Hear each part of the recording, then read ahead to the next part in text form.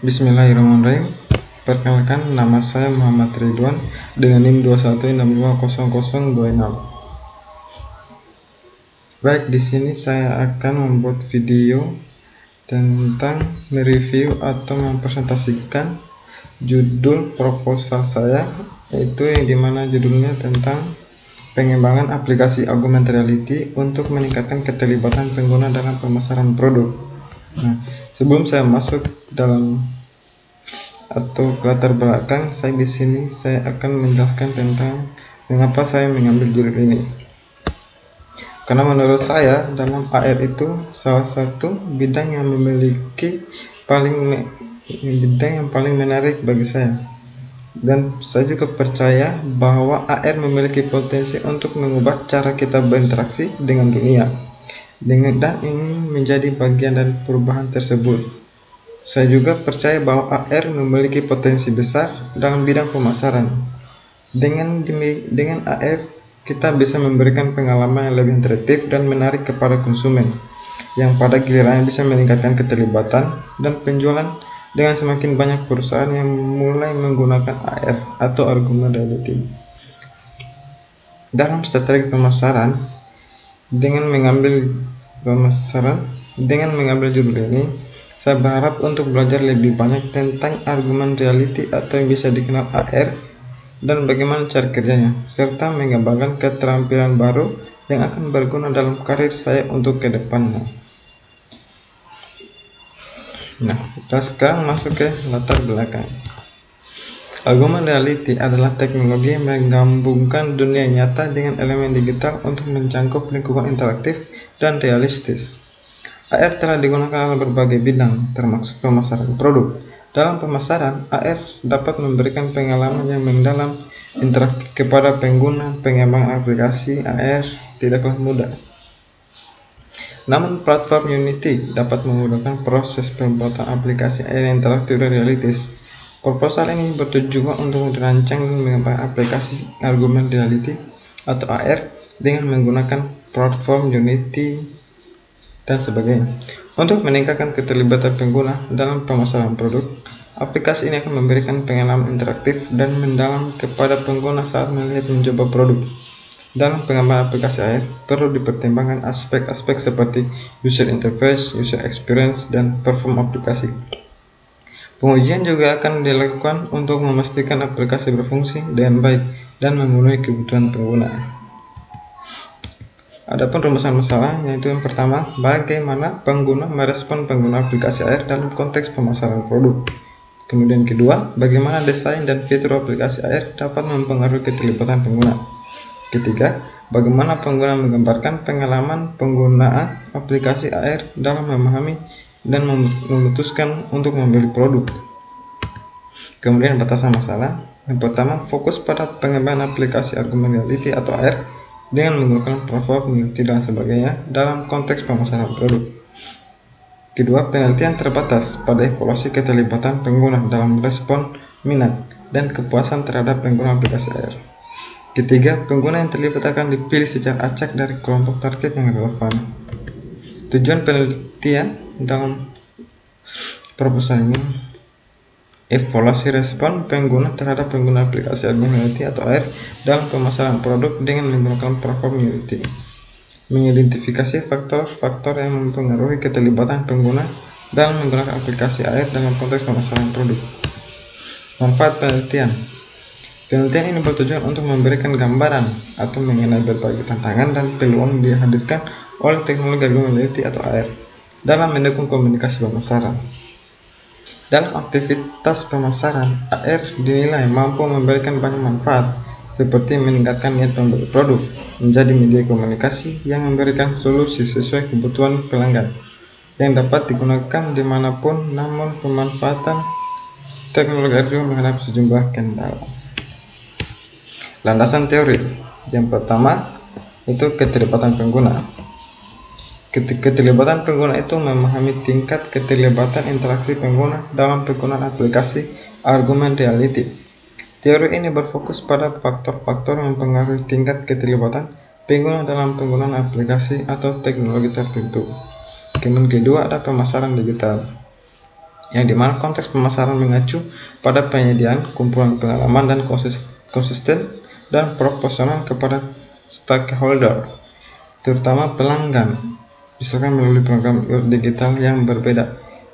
Clear dan Paris menjelaskan bahwa digital experience memberikan kesempatan bagi perusahaan untuk menghadirkan teknologi argumentability dalam membesarkan brand atau produk secara personal dibandingkan dengan media komunikasi massa.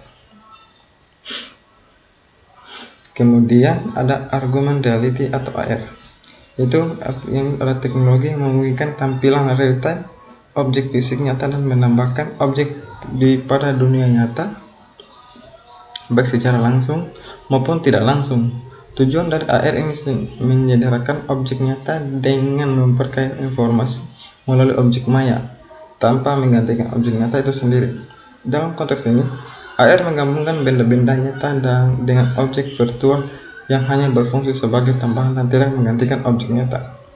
Keempat, ada desain antarmuka, yaitu yang menggambarkan tampilan dari mesin atau komputer yang berinteraksi langsung dengan pengguna. Desain ini menyusun tampilan antarmuka perlu diperhatikan untuk memastikan tampilan yang bagus.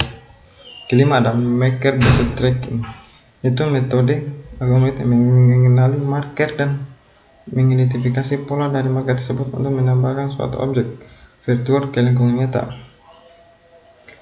Pada tahun 2008, marker merupakan ilustrasi persegi hitam dan putih dengan sisi hitam tebal, pola hitam di tengah persegi dan latar belakang putih. Kemudian ada Unity dan Blender.